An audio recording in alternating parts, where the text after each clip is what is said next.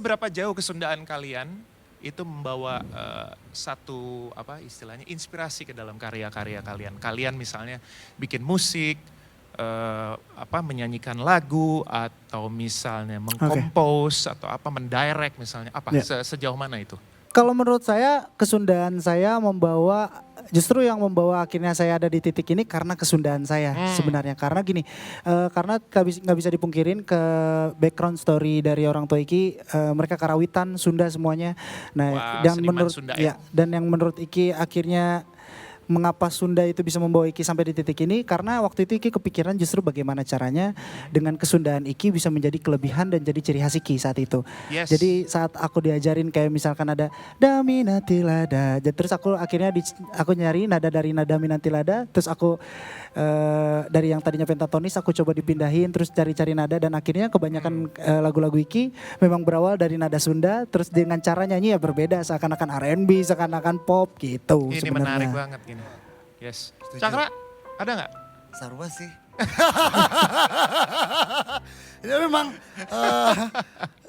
dengan kesunan yang saya bawa pastinya kan saya juga nyanyi dangdut kadang. Iya. Ya dangdut terus kadang nyanyi Sunda juga.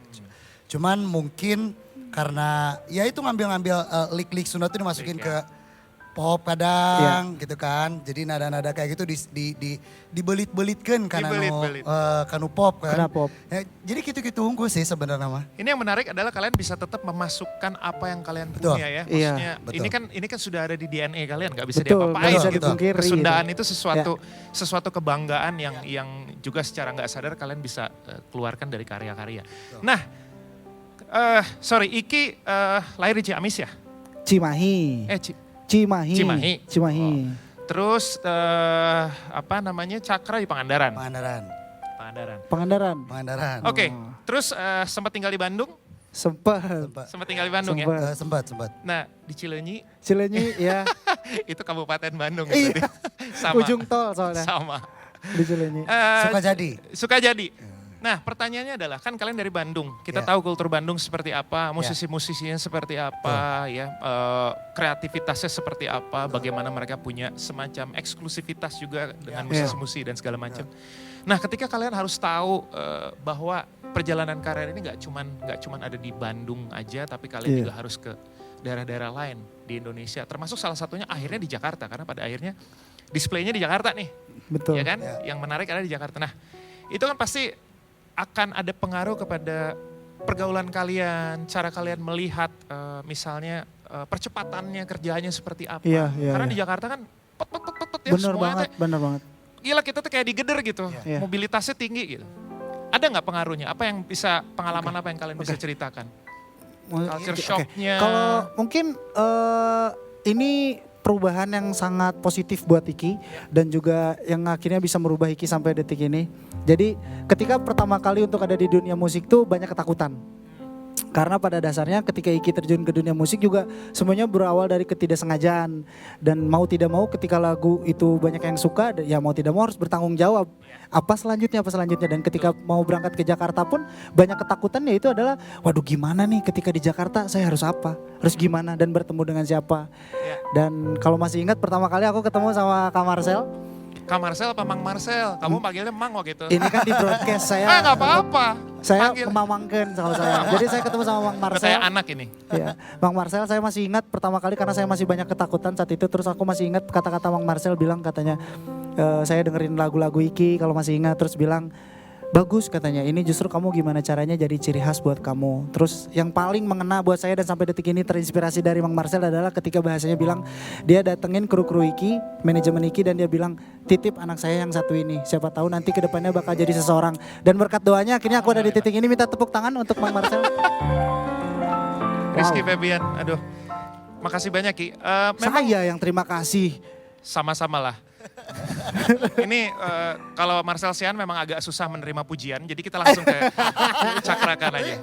Kalau saya sendiri nggak terlalu gimana-gimana karena memang saya orangnya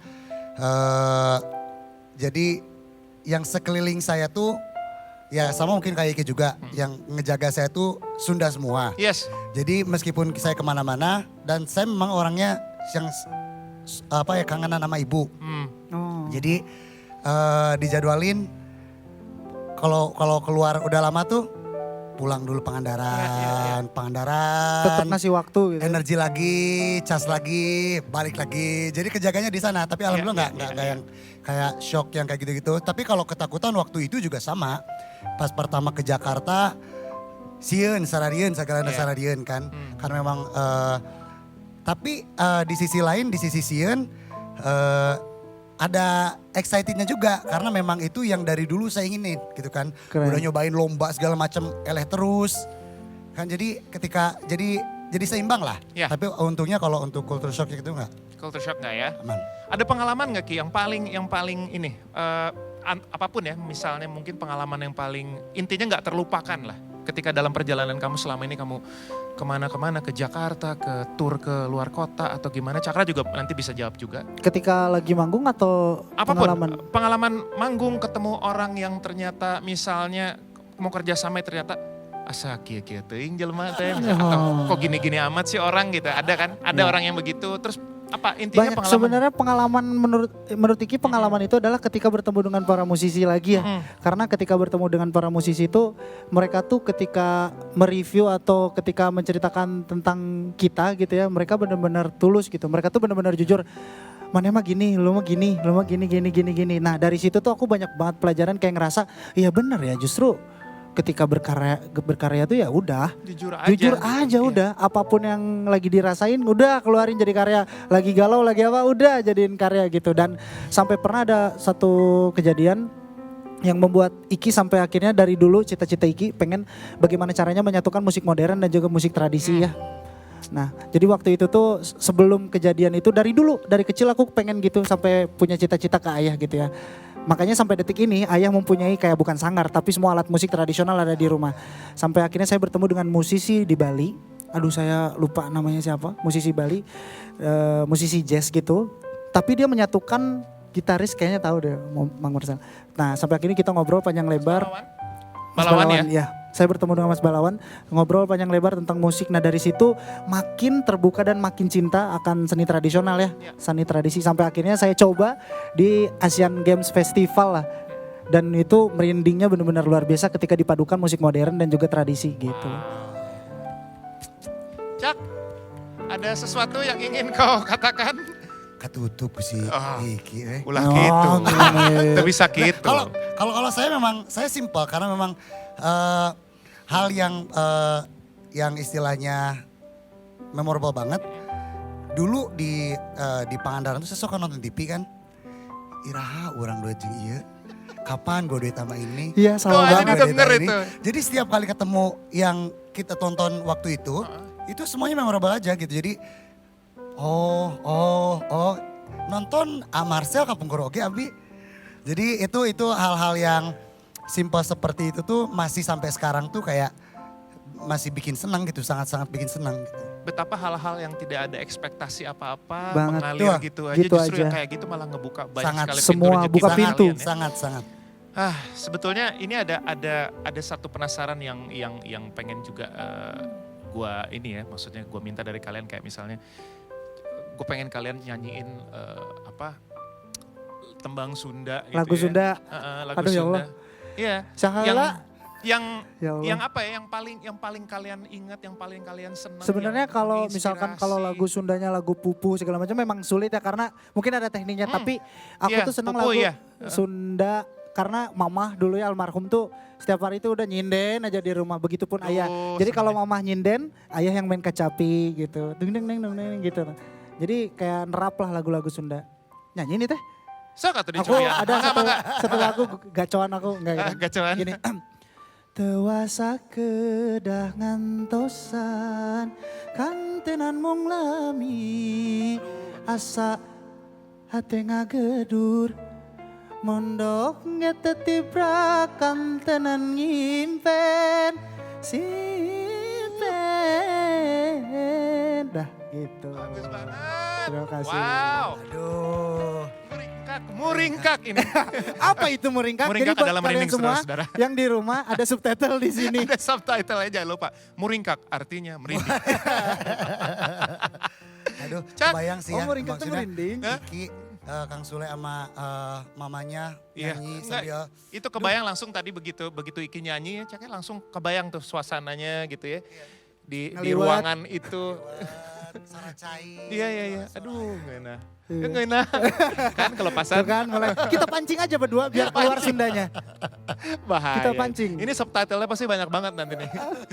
Cak, ada nggak lagu Kalau apa?